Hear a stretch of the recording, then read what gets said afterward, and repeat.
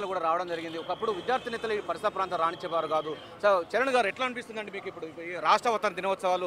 గతంలో ఎన్నో లేని విధంగా ఉద్యమకారులు వస్తున్నారు, ఉద్యమ సంబంధించిన కుటుంబాలు వస్తున్నాయి, జేఏసీ నేతలు వస్తున్నారు. ఒకప్పుడు వారికి ఇన్విటేషన్ లేని పరిస్థితి ఉంది. ఇప్పుడు మొత్తం కూడా రాష్ట్ర పండగ అంటే అన్ని మతాలు పండగ చేసుకున్న రకంగా ఉంది. అంటే గత 10 సంవత్సరాల కాలంలో కేసీఆర్ గారు ఏనాడు తెలంగాణ రాష్ట్ర వ్యాప్తంగా ఉన్నటువంటి ఉద్యమకాల విలువ లేదు, ప్రజా సంఘాల విలువ లేదు. ఆనాడు తెలంగాణ ఉద్యమంలో మమేకమైనటువంటి ఉస్మానియా యూనివర్సిటీ కావచ్చు, కాకతీయ యూనివర్సిటీ కావచ్చు, సబ్బండ వర్గాలు ఆనాడు తెలంగాణ ఉద్యమంలో భాగస్వాములయ్యారు. కానీ 10 సంవత్సరాల కాలం పాటు కేసీఆర్ గారు మర్చిపోయింది కాబట్టి తెలంగాణ రాష్ట్రంలో ప్రజాప్రభుత్వం ఏర్పడిన తర్వాత ఆనాడు తెలంగాణ ఉద్యమంలో మమేకమైనటువంటి అందరిని పిలుచుకొని ఒక పండగలాగా తెలంగాణ ఆవిర్భావ దినోత్సవాలు చేసుకోవాలని చెప్పేసి ప్రభుత్వం భావించింది. కాబట్టి ఈనాడు రాష్ట్ర వ్యాప్తంగా ఉన్నటువంటి ఉద్యమకాలు పిలిచినంటే చాలా సంతోషదాయకం.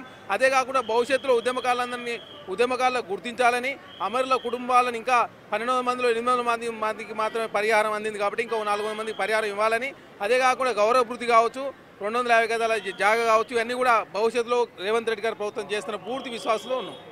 మీరు ఉస్మానియా యూనివర్సిటీలో తెలంగాణ ఉద్యమం నడిపినట్టు సందర్భం కనబడుతుంది. ఎట్లా అనిపిస్తుందండి ఈ దశాబ్ది ఉత్సవాలు మీకు? గత 10 సంవత్సరాలుగా విధ్వంసం సృష్టి తెలంగాణ సమాజాన్ని మొత్తం కూడా బీడు వర్షినటువంటి కేసీఆర్ ఈరోజు ఏదైతే ప్రజాప్రభుత్వం కాంగ్రెస్ పార్టీ ఆధ్వర్యంలో ఏర్పడిందో, ఈరోజు మమ్మల్ని అందరం కూడా ఉస్మానియా యూనివర్సిటీ విద్యార్థి నేత అందరం కూడా ఉద్యమం ఊపిరిగా ఎన్నో వందల కేసులు అనుభవించడం మమ్మల్ని కూడా ఇలా మాకు పాసులు ఇచ్చి మాకు స్పెషల్గా ఉప ముఖ్యమంత్రి వారు భట్టి గారు, ముఖ్యమంత్రి రేవంత్ రెడ్డి గారు ఈరోజు మాకు ఇన్విటేషన్ పంపించి మమ్మల్ని గుర్తించి మా ఉద్యమకారులందరూ కూడా ఈరోజు మాకు గౌరవిస్తానికి మేము చాలా హ్యాపీ ఫీల్ అవుతున్నాం. ఈరోజు తెలంగాణ రాష్ట్రం కోసం ఆ రోజు జైలు గోడలు ముద్దాడి వందలాది కేసులు అనుభవించి ఈ తెలంగాణ రాష్ట్రం కోసం ఎంతో ప్రయత్నం చేశాం.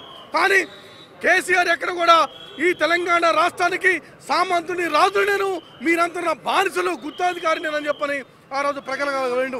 తెలంగాణ విధ్వంసం సృష్టించింది కాబట్టి ఈరోజు మేము చాలా హ్యాపీ ఫీల్ అవుతున్నాం. ఇదొక్కటే కాదు, వచ్చిన తెలంగాణలో ప్రజల ఆకాంక్షలు నెరవేర్చడం కోసం, ఉద్యమకారుల ఆకాంక్షలను, అమరవీరుల త్యాగాల్ని నెరవేర్చే విధంగా ఈ ప్రజాప్రభుత్వం ఉంటుందని, దానిలో మేము అందరూ భాగస్వాములు అవుతుంది.